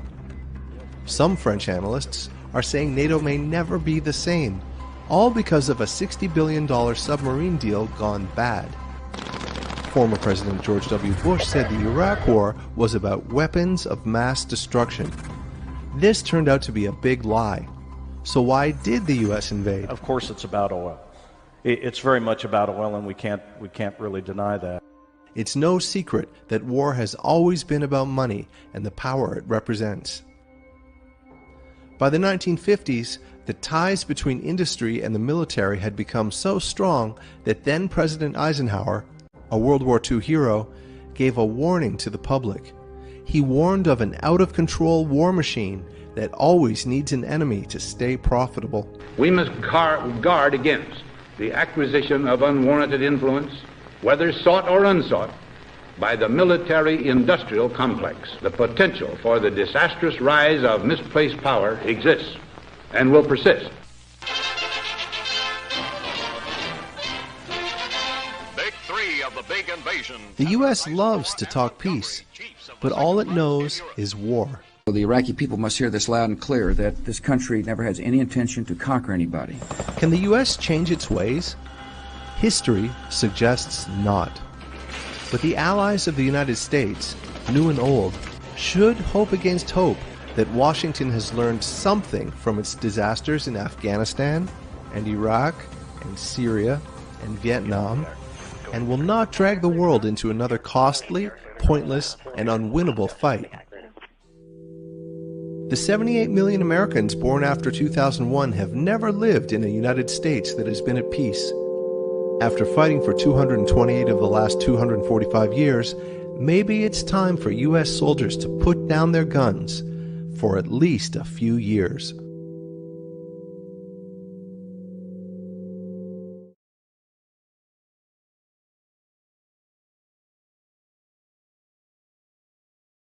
And I'm not talking about the real Christians. I'm talking about the people who be masquerading. Didn't God say in his Bible that he would destroy those who delighted themselves in the making of war? They said that America has been at war her entire history. Now, let's do some math. Let me go back to something real quick. It says the U.S. has been at war 222 years out of 239 years. Now, what's significant about that? This was published in 2017. Now we have to add 18, 19, 20, 21, 22, 23. So now, out of America's entire history, out of 245 years, America has been at war 227 of those years. 227. Okay? Now, there's a writing in Isaiah. It says, "Woe to thee that spoileth, and thou wast not spoiled, and dealt treacherously, and they dealt not treacherously with thee. When thou shalt cease to spoil, thou shalt be spoiled. And when thou shalt make an end to dealing treacherously, they shall deal treacherously with thee. So this is what is going on. The nations now are they're doing as thou hast done, so shall it be done unto thee. This is the book. This is what America is going through. I see the chat is jumping. I'll get to you in just a second. I want to go back to something real quick, and I'm gonna check your comments out in just a second. Let's go back to something. All right, manifest destiny. Okay, what is manifest destiny in simple terms, according to the dictionary? Manifest destiny was the idea that white Americans, were divinely ordained to settle the entire continent of North America. And guess what? And spread abroad. Listen, if you don't think manifest destiny is at work right now, that confront Russia, confront China, confront Iran, confront Syria, confront Libya, Kenya, Brazil, then what is it? That's manifest destiny. Put in the word manifest destiny definition and scroll down to where it says what is manifest destiny in simple terms. I just gave it to you. All right? It says the ideology of manifest destiny inspired a variety of measures designed to remove or destroy the native population. Look at Australia. Look at New Zealand. Look at South Africa. How the leftovers from colonialism, the white British who are left over from colonialism, comprised 3 to 5% of the population and controlled 90% of the resources and the wealth in South Africa. This is what got Mugabe economy destroyed, because he wanted to redistribute the wealth. So when people say Orban is hated because he want to keep Hungary white and European, I agree with him on this. I get a lot of flack about it. That's his country. That's their culture. But why is it that his country didn't get broken for that, and Mugabe got broken for doing the same thing? And he was vilified for that. He said he wanted to correct the injustices from colonialism. In the 80s, the British were calling him a terrorist. I mean, in the 70s, they were calling him a terrorist. In the 80s, they were calling him a hero. Go Google this. In the 90s, they were calling him anything from a hero to somebody that we ought to watch.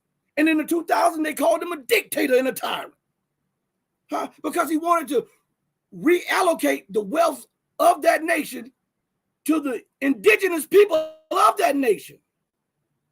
And they broke, at the time that the British and the United States sanctioned Zimbabwe, the Zimbabwean dollar was trading at parity with the US dollar. It was at parity. The United States, Great Britain sanctioned Mugabe in the nation of Zimbabwe. The EU or the European Union followed in suit, and they destroyed the Zimbabwean dollar. Look at it today. But Orban is doing something in Hungary, and there's not even a whimper about this. Yeah, man, I'm telling you. See, I call the ace and a spade, and a lot of people don't like that. Let me go to the comments, because I'm going to come back to something on this in just a second, but let me go to the comments. YouTube might be a little, oh, there we go. I said, okay, it says, No Way Out says, since 1776, the U.S. have done 289 invasions. Well, we'll say more, 289 that you know about. Invasions worldwide. 871 military interventions that you know about. 146 regime changes or attempts or succeed that you know about. 102 murders of political leaders since 1776. America, a nation always at war. And think about it, she's always the victim, yet she is victimizing everybody on the planet. To try to push this capitalism, to try to push this democratization of the world, to make them, remember in the scriptures, in both the Bible and the Quran, God made man in his image and in his likeness, right? What is that? If America is going around the world and trying to force people into her economic system, in her culture, her religion, her politics, right? And everything else, what is that? trying to mold the world into its image and its likeness. They trying to be God. Right? I'm just saying. So let's go. Good morning. Salute. I gotta highlight this. This is one of the channel members. Name 88. I gotta go here. Let me see. But I highlight it from here. I've been having problems over here. I'm trying to do it from what in the world? Man. All right, here we go, right here. All right. Gotta highlight this from a channel member. This is Naeem 88. He says, please speak on the impending internal strife that's coming in the streets of America because of the lust and hunger for war. I was talking about that earlier. But I was talking about, think about this. And we'll revisit this for a minute. And I'm glad you brought this up because that ties into what this definition of what I'm going to revisit in just a second too. Man, you're on point. So check it. They were talking about that the United States and the European Union has given roughly 170 to 200 plus billion dollars to Ukraine for war, right? And all it would have taken is 20 billion of that to completely eradicate homelessness in America by the government's own statistic numbers and research. $20 billion at most it would have taken to eradicate homelessness. Thus adding another $20 billion, eradicating poverty, right? Now, I want you to think of this. Say 200 billion. You take 20 billion and eradicate homelessness in America. Since the EU provided some funds, let the EU take 20 billion and eradicate homelessness there. All right, now let's take 20 more billion and eradicate poverty in the United States. Okay, take 20 billion and give it to the EU, eradicate poverty there. So we're at 80 billion, right? We still have 120 billion. What about those teachers? The stewards of the future lives, the stewards of the minds of the children that are supposed to be molded and fashioned so that they can make a better, brighter, and more beautiful future than it is today. What about them having to live off handouts and food supplements and energy stipends and stuff like that? While a basketball player gets $300-400 million. And these people are the fashioners of the minds of scientists, doctors, lawyers, educators, and architects and engineers. How about allocating some of that money to retrain them and help provide for them so that they don't have to worry about their next meal, so that they can focus on nourishing the mind and the mental composition of the future leaders of tomorrow? But no, that's too much. That's too much. That's too much like right. So what happens? We become a society that is in devolution. It's devolving. So now you have the haves and the have-nots, right? And you have those who've enjoyed a privilege over others that no longer can enjoy that privilege. They're mad at the government because the privilege that they once enjoyed has been taken from them. And the ones who have been at the bottom are saying, hey, we've been telling you that this has been going on all along, but now it's affecting you. So now what you have is anger in the midst and a bubbling for change. And because there's an impasse on the political scene and there's a breakdown in the political and justice system, guess what? There's anger building up, which produces what? Insurrection, civil strife, war, right? And revolution, right? This is the future that America sees while she's focusing on a threat 10,000 miles away in the Pacific. She has an imminent threat within her own borders as more and more cities devolve into slaughter centers. So we look at the music today. It's a festival of degradation. You look at the movies today. I remember when I was growing up, and I'm a child of the 70s, right? I remember when I was growing up that the parents, even on TV, they were in separate beds, right? But listen what happens. The media and the government breaks down resistance without you knowing. So slowly but surely, removing. Man, would you guys stop messing with my computer? StreamYard, you guys are tripping now. Anyway, they slowly but surely, it's like water on a rock. You don't see it because it's subtle and it is so beautiful, and that you can use it to nourish yourself. But water dripping on a rock over centuries will put a dent in that rock and wear away that rock. So the resistance is worn away, because you have to think about, we look at the little man. We say these rappers with this killer music and stuff. Who benefits from it? It's the corporations. Do the rappers own the corporations? No. So there must be an agenda behind that, because it's profitable. And who owns the media corporations? Who put out this smut on TV? There's an agenda behind that.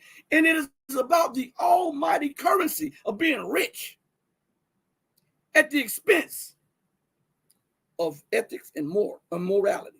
So now you have a devolving society that is in a tailspin. And they're lashing out at everybody because they think about the freedoms and the privileges that they used to have and they used to enjoy. And it is making anger rise up in the midst. And this sets the stage for revolution and war in America's own borders. Most people don't like to hear this. Most people don't like to talk about this, because this is an unpleasant thought, an unpleasant conversation. But sometimes you have to be a little unpleasant to get a point across. Okay?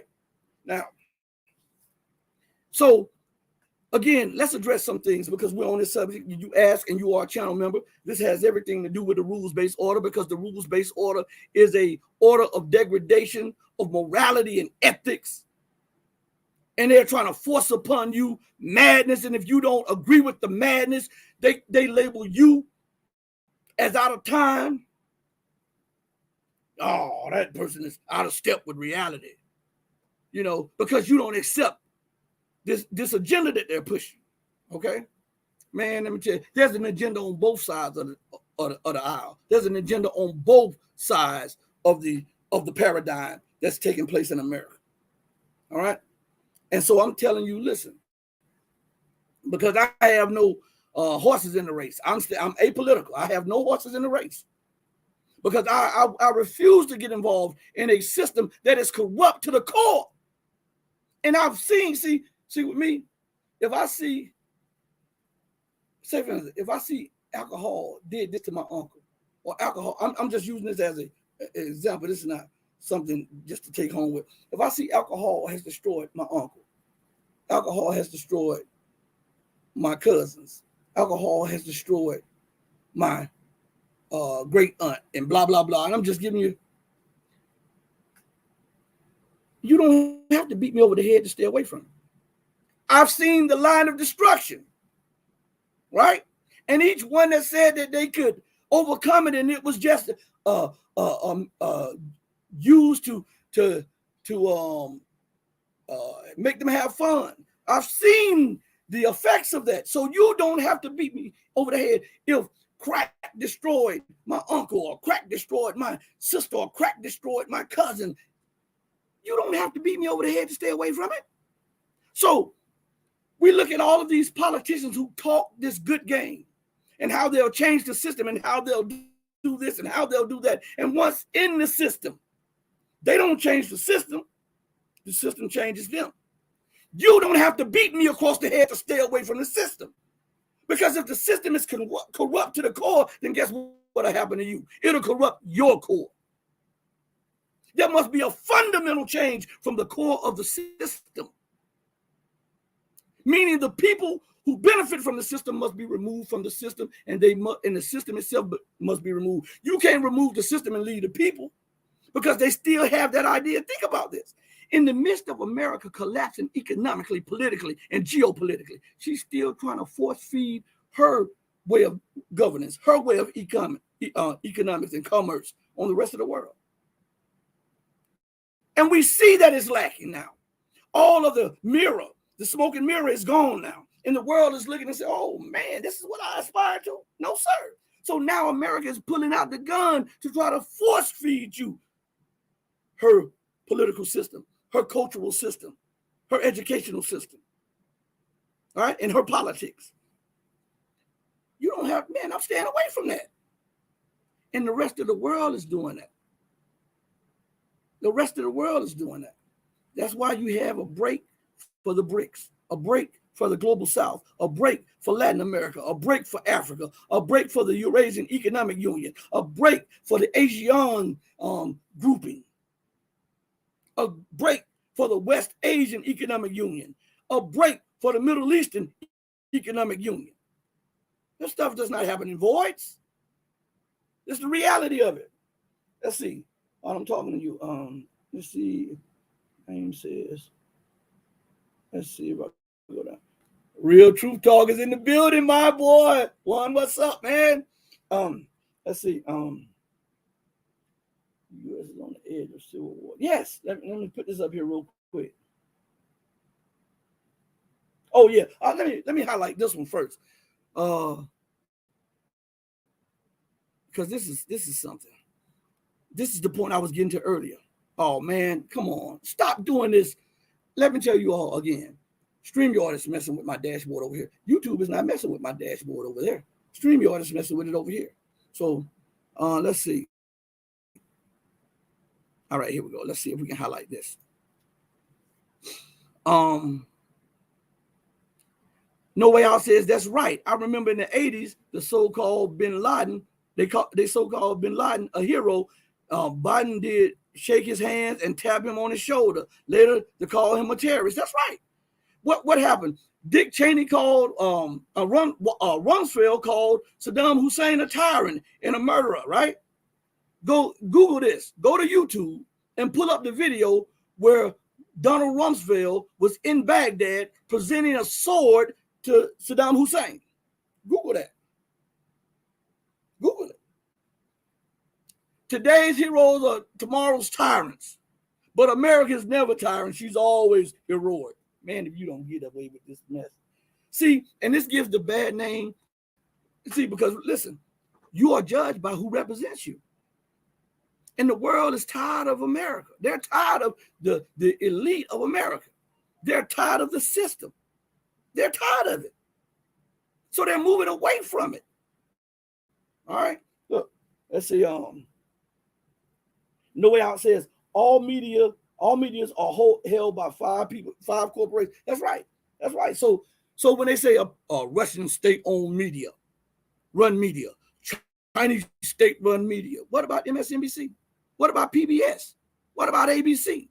What about Fox? What about CNN? Huh? Those companies get grants from the governments too. And they always mimic a narrative put out by the government. So isn't that state-run media too? U.S. state-run media, just like the BBC is British state-run media, the British Broadcasting Channel, right?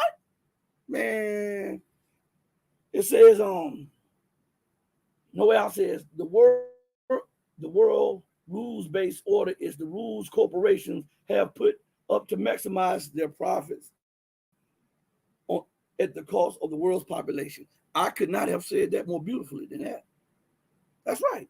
The world rules-based order is the rules corporations have put up to maximize their profit at the cost of the world's population. Whoa, that is something. Whoa. I guess that I'm offending some people because they continue to mess with my screen. But again, let's go to this to show you again.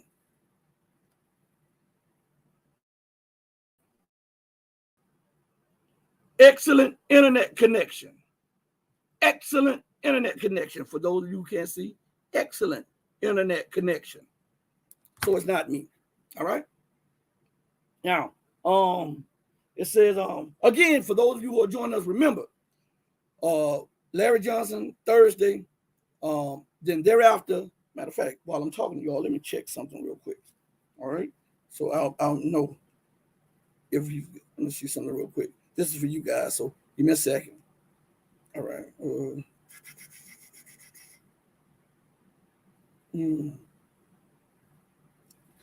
When he's done, I can't let y'all see this right here because this is a private message. But when he's done checking his schedule, he'll get back to me, Gregory Manorino, and we'll have him on the platform in the coming day to weeks. I'm coming days to week. Okay, so we're trying to get that going. But let's go. It's something I wanted to read to you all as I'm checking the comments. And right here, someone asked me. It said it seemed like there's a chip. Yeah, I paid these people about $7,000 to replace something that was damaged when I was sparring, and I was eating something and it cracked. And I'm like, what? Man, listen to me good. That's another story for you. I got to tell you all about that. That's another story for you. Anyway, but and it's recently now. It's recent. But let's go to something. Yeah, no way. The U.S. bagged Saddam Hussein when he attacked Iran, and they goaded him into going into what is it? Kuwait. They goaded him. Bush told him it was okay. He wouldn't intervene if he went into Kuwait. And once he went in there, you see what happened. Thank you. I always share my new videos. I really appreciate it. Now let me go to something. So let's go to this rules-based thing. Remember one time I explained to you all what the rules-based order is? And I'm going to tell you what to put in again, just in case you forgot. Go to Google and put in rules, that's plural, R-U-L-E-S, rules based. And I know sometimes it's hard to understand certain words because of this southern dialect, the southern accent, but I'm just an average country boy. All right. It's a rules-based international order. Okay. And it says 2,050 million results in 0.51 seconds.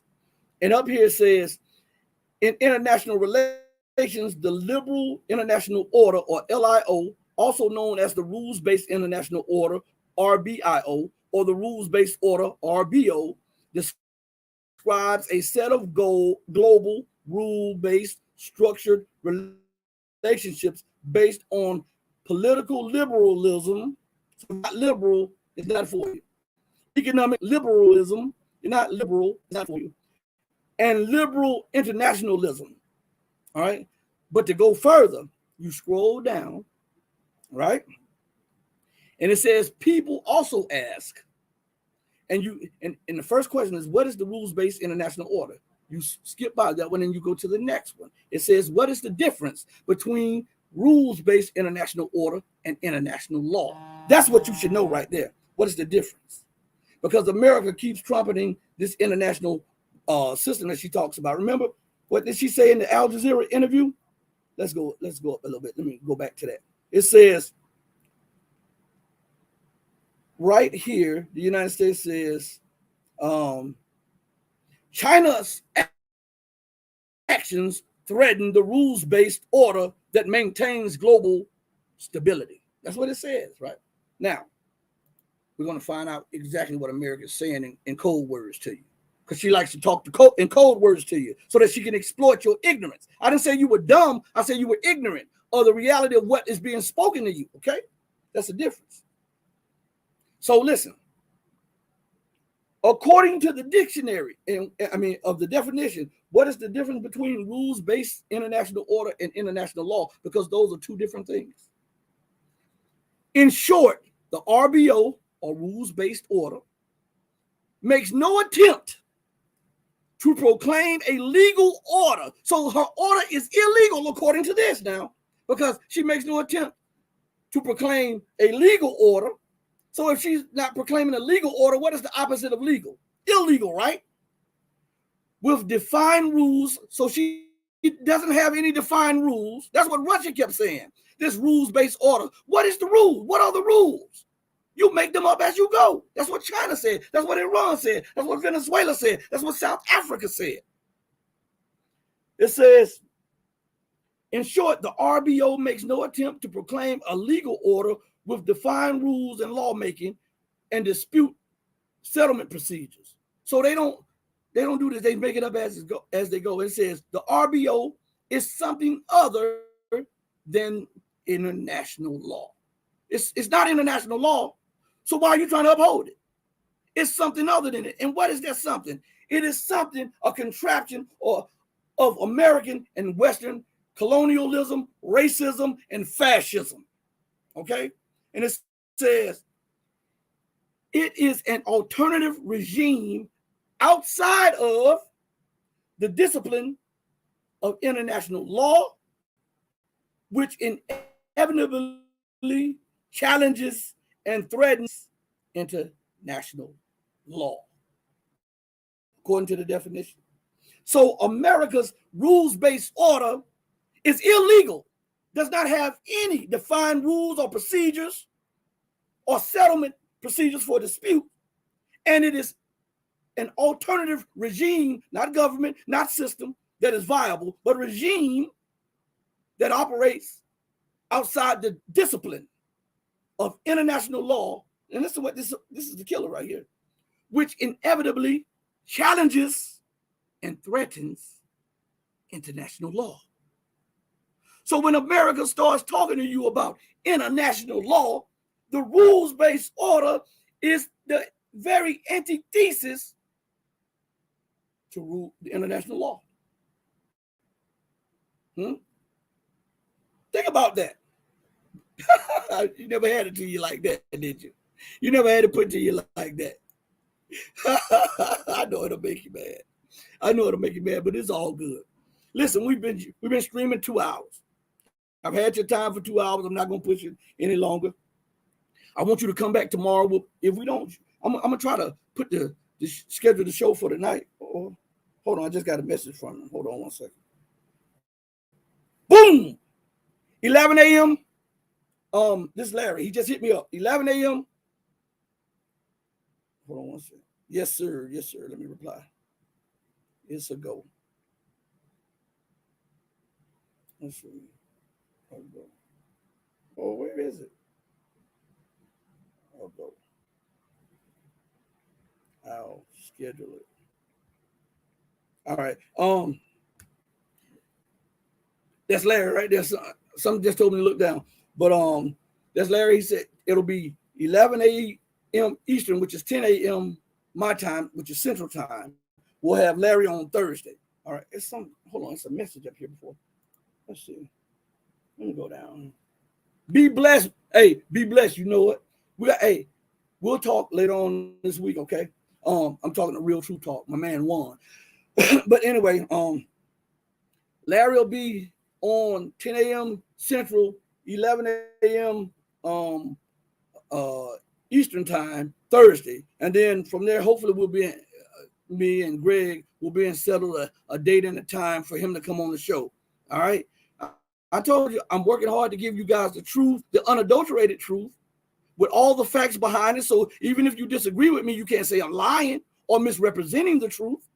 So I just want you to know that on that note, hey, if you like to support, matter of fact, let me see something real quick before I go out, because somebody asked me that in my email. So let me say that on the banner, I'll run it for a second. I hate to do this, but I'll run it on for a second. You see, I rarely run this. You can go to the Cash App, $ Truth and Power.